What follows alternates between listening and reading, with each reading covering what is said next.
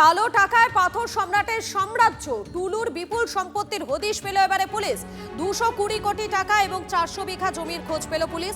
বিপুল অঙ্কের অর্থের মধ্যে রয়েছে নগদ টাকা, সোনা এবং ব্যাংকে জমানো টাকা। ফেরার টুলু, এখনো পর্যন্ত দুজনকে গ্রেফতার করা হয়েছে। আমাদের প্রতিনিধি হিমাদ্রি রয়েছেন, সরাসরি হিমাদ্রির কাছে চলে যাবো। হিমাদ্রি, এই যে এত টাকা পাথর সম্রাট মানে টুলু মণ্ডলের এত বিপুল সম্পত্তি, সেটার হদিশ এখন পাচ্ছে পুলিশ। এর আগে তো কখনো পায়নি, মানে একদিনে তো সম্পত্তিটা তৈরি হয়ে যায়নি তার। এটা তৈরি করতে তো দীর্ঘদিন সময় লেগেছে, তাহলে এতদিন কেন পায়নি সেই প্রশ্নটাও তো উঠছে।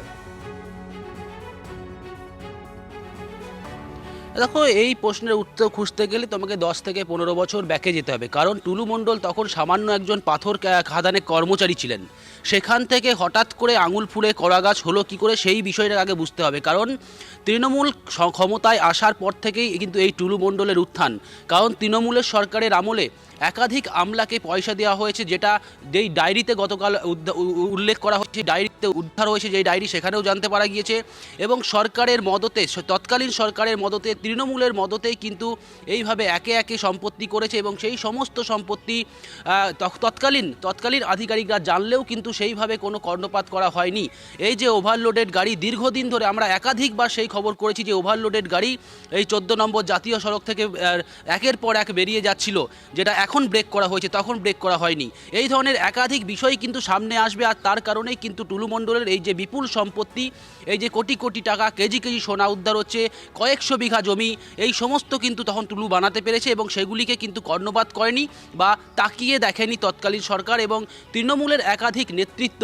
বিশেষ করে অভিষেক বন্দ্যোপাধ্যায়ের নাম কিন্তু এখানে উঠে আসবে। কারণ অভিষেক বন্দ্যোপাধ্যায়ের যারা নেতৃত্বে এখানে ছিলেন, যারা এখানকার স্থানীয় দল করছেন, বা অনুব্রত মণ্ডল, এই ধরনের নেতারা কিন্তু টুলু মণ্ডলের অত্যন্ত ঘনিষ্ঠ ছিল। আর সে কারণেই কিন্তু সেই সম্পত্তি কখনোই পুলিশ সাহস দেখায়নি তৎকালীন সরকারের আমলে যে এদেরকে গ্রেপ্তার করা যেতে পারে বা এদের বিরুদ্ধে ব্যবস্থা নেওয়া যেতে পারে, এটা পুলিশ কিন্তু তখন ভাবেইনি। আর সে কারণেই কিন্তু টুলু মণ্ডলের এই যে কোটি কোটি টাকা সম্পত্তি, সেটা হয়েছে কারণ একজন সাধারণ কর্মচারী থেকে এইভাবে টুলু মণ্ডল যে পাথর সম্রাট হয়ে উঠেছে, সেই সম্রাট হয়ে ওঠাতে কিন্তু সরকারের প্রত্যক্ষ বা পরোক্ষ মদত না থাকলে এটা কিন্তু কখনোই সম্ভব নয়। এবং যিনি শাসক দল রয়েছে, যে শাসক দল, সেই শাসক দলের যদি মদত না থাকে, তাহলে এটা কিন্তু সম্ভব নয়।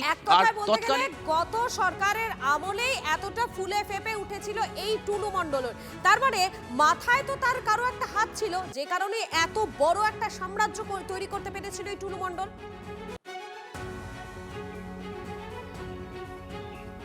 এত একেবারেই বীরভূম জেলায় যেমন অনুব্রত ঘনিষ্ঠ টুলু মণ্ডল রয়েছে, এছাড়াও একাধিক কলকাতার নেতৃত্বের সাথে কিন্তু একেবারেই খুব সুসম্পর্ক ছিল এই টুলু মণ্ডলের। আর সে কারণেই কিন্তু পুলিশ কখনোই তাকে ছোঁয়ার চেষ্টা করেনি। কারণ পুলিশ জানতো যে ওপর মহলের নেতারা কিন্তু একেবারে টুলু মণ্ডলের সাথে ডিরেক্ট কানেকশনে রয়েছে। আর সে কারণেই কিন্তু কখনোই টুলু মণ্ডলের দিকে পুলিশ তাকায়নি। আর সে কারণে এত সাম্রাজ্য, একদম ছোট একজন কর্মচারী থেকে পাথর সম্রাট হয়ে ওঠা এই টুলু মণ্ডলের। এখন দেখার বিষয়, এই যে বিজেপি সরকার, শুভেন্দু সরকার এসছে এবং শুভেন্দু অধিকারী নিজে বলছেন যে জিরো টলারেন্স, এবং পুলিশকেও আমরা কিন্তু সেইভাবে জিরো টলারেন্স, সেই বার্তা কিন্তু একেবারে প্রথম দিন থেকে দিয়ে এসেছিলেন রাজ্যের মুখ্যমন্ত্রী শুভেন্দু অধিকারী।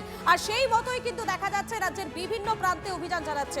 ধন্যবাদ তোমাকে হিমাদ্রি। এবং এই বিষয় নিয়ে বীরভূম জেলা পুলিশ সুপার তিনি কি বলছেন, তার কি বক্তব্য, শোনাই আপনাদের। इन्वेस्टिगेशन के दौरान पता चला कि ये जो लगभग 50 करोड़ मूल्य की जो अवैध कैश और सोना जो जब्त हुआ था, ये एक व्यक्ति जिनका नाम मोहम्मद नजीबुद्दीन अलियास टुल्लू मंडल है, उनका संपत्ति है। और ये मोहम्मद नजीबुद्दीन एक सिंडिकेटेड मैनर में एक ऑर्गेनाइज क्राइम चलाते थे। इन्वेस्टिगेशन के दौरान इस केस में पुलिस ने बैंक और दूसरी संस्थाओं में छानबीन करके पता चला कि काफ़ी मात्रा में नकदी बैंक अकाउंट्स और फिक्स डिपॉजिट में है, जिनका कुल मिलाकर मूल्य लगभग 220 करोड़ है। এরা তো সব বাঘ, হালুম হালুম করা বাঘ সব। তো কি জানি মমতা ব্যানার্জি বোধহয় জানতেন না এত টাকা রয়েছে টুলু মণ্ডলের কাছে, অভিষেকও হয়তো জানতেন না।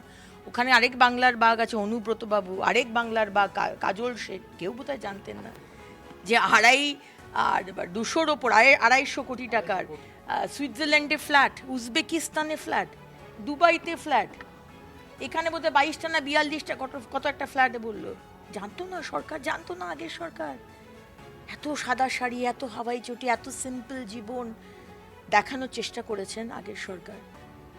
আমাদের ঠকিয়ে দিলেন, বাংলার মানুষ খুব বাজেভাবে ঠকে গেল। কারণ এই টাকাগুলোই তো সরকারি ট্রেজারিতে আসতো, তাতে আমাদের কিছু ডেভেলপমেন্টের কাজ হতো, কিছুই হলো না, সব কিছুই ওই তৃণমূলের নেতার বাড়িতে গেছে।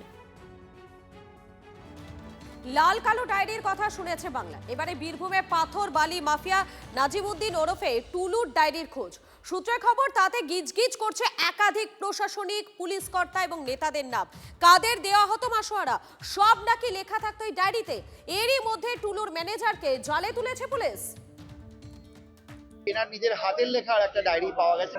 বিভিন্ন গভর্নমেন্ট অফিসারদের টাকা অ্যালট করতেন।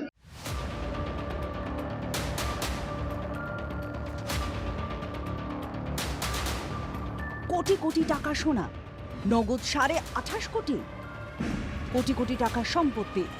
বীরভূমে অভিযান চালালে নিজামউদ্দিন ওরফে টুলু মণ্ডলের খাজানার হদিশ মিলছে। লুকিয়ে আরও কত কত গুপ্তধন, তারই তদন্তে বড় হাতিয়ার এবার তদন্তকারীদের কাছে। সূত্রের খবর, টুলু কাকে কাকে দিয়েছেন কত টাকা, সেই ডায়েরি পেয়ে গিয়েছে পুলিশ। টুলুর ডায়েরিতে মিলবে গুপ্তধনের চাবিকাঠি। ডায়েরিতেই লেখা রয়েছে একাধিক সরকারি আধিকারিকের নাম। সরকারি আইনজীবী দাবি করছেন যাদেরকে যাদেরকে টাকা দেওয়া হতো সেই সমস্ত হিসাব নাকি ওই ডায়েরিতেই রয়েছে। সূত্রের খবর, টুলুর লেখা ডায়েরিতে যাদের নিয়মিত টাকা দেওয়া হতো তাদের নাম ও টাকার পরিমাণ রয়েছে। তাতে রয়েছে জেলা প্রশাসনের একাধিক প্রাক্তন শীর্ষকর্তা, ইঞ্জিনিয়ার, সরকারি ও পুলিশ আধিকারিকদের নাম। এক থেকে নেতা, মন্ত্রী, পুলিশ কর্তা, ব্যবসায়ী, সরকারি আধিকারিকদের টাকা দেওয়া হয়েছে তাও টুলু লিখে রেখেছেন। ডায়েরিতে কলকাতারও একাধিক নেতা আধিকারিকের প্রভাবশালী ব্যক্তির নাম বলে জানা যাচ্ছে। নাম ধরে নগদ টাকার খোঁজ পেতে মরিয়া তদন্তকারীরা। এনার নিজের হাতের লেখার একটা ডায়েরি পাওয়া গেছে, কাগজ পাওয়া গেছে, যেখানে দেখা যাচ্ছে যে উনি বিভিন্ন গভর্নমেন্ট অফিসারদের টাকা অ্যালট করতেন। ডায়েরি প্রথম রিকভার হলো। কোথায় কিভাবে লেনদেন, সেই লেনদেনের কতটা ডায়েরিতে তোলা, সব দিকে নজর তদন্তকারীদের।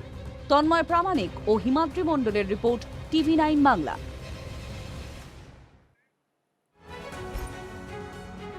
বালি পাথর পাচারে টাকা সোনার মিনারে নাজিমউদ্দিন ওরফে টুলু। বীরভূমে ঠিক কত নগদ লুকিয়ে, সংখ্যাটা নাকি 250 কোটি হতে পারে। সেই দুর্নীতির টাকায় কি করদাতা হিসেবে নিজেকে জাহির করেছিলেন এই টুলু মণ্ডল?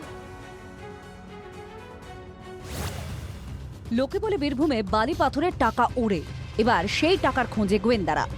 এনার নিজের হাতের লেখার একটা ডায়েরি পাওয়া গেছে, কাগজ পাওয়া গেছে, যেখানে দেখা যাচ্ছে যে উনি বিভিন্ন গভর্নমেন্ট অফিসারদের টাকা অ্যালট করতেন। ডায়েরি প্রথম রিকভার হলো। সূত্রের খবর, 250 কোটির বেশি নগদ টাকা লুকিয়ে লাল মাটির দেশে টুলু মণ্ডলের থেকে শুরু সেই খোসা ছাড়ানোর কাজ। শয়ে শয়ে ট্রাক, একটার পর একটা পাথর খাদান, বালির বিরাট কারবার। টুলু মণ্ডলের লুকোনো টাকায় এবার নজর গোয়েন্দাদের, আর সেই টাকার পরিমাণ প্রায় 250 কোটিরও বেশি। আর এই স্ক্যানারে কিন্তু এবার রয়েছে প্রাক্তন তৃণমূলের নেতা, একাধিক ব্যবসায়ী এবং প্রাক্তন মন্ত্রীও। মিনার মণ্ডলের বাড়ি থেকে মিলেছে সোনা নগদ মিলিয়ে 50 কোটি টাকার বেশি। হাজার হাজার টাকা লুট হয়েছে। টুলু মণ্ডলে তো ঝাঁকি হয়, আর অনেক বড় চোর বাকি হয়। হিমশৈলের চূড়া মাত্র যেটা পাওয়া গেছে। সরকারি সাহায্য ছাড়া যা লুট হয়েছে, এই লুট হতে পারে না। একটা জেলা এরকম বাড়বাড়ন্ত হলো, তো সেখানে তো শুধু একটা 2-4টে লোকের দোষ হতে পারে না। তদন্তটা যখন হবে তখন সেখানকার অনেক প্রভাবশালীকে নজরে রেখেই তদন্তটা হওয়া উচিত। তবে TV9 বাংলার এক্সক্লুসিভ রিপোর্ট বলছে, এই টুলু ওরফে নাজিমউদ্দিন শেখই 1 নম্বর আয়করদাতা। টুলুর দেওয়া ট্যাক্সের পরিমাণ শুনলে ভিড়মি খেতে হয়। শুধু 3টে কোম্পানির নামেই 1 বছরে আয়কর 40 কোটি টাকা। গত 5 বছরে 200 কোটি টাকারও বেশি ইনকাম ট্যাক্স দিয়েছে টুলু। চোরের মায়ের বড় গলা, আর সেই বড় গলার জন্যেই উনি নিজের ব্যবসার ইনকাম ট্যাক্সটা উনি বাড়িয়ে রেখেছিলেন, যাতে তার দিকে কেউ নজরটা না দেয়। টুলু হোক আর ভুলু হোক, যেই হোক না কেন, তাদের ব্যবস্থা কিন্তু করবে। আমাদের সরকার ব্যবস্থা করবে, ছাড়বে না। সে তখন আর ভারতে আসতে পারছে না, বাইরে বাইরে ঘুরে বেড়াচ্ছে। কোথায় কিভাবে লেনদেন, সেই লেনদেনের কতটা ডায়েরিতে তোলা, সব দিকে নজর তদন্তকারীদের।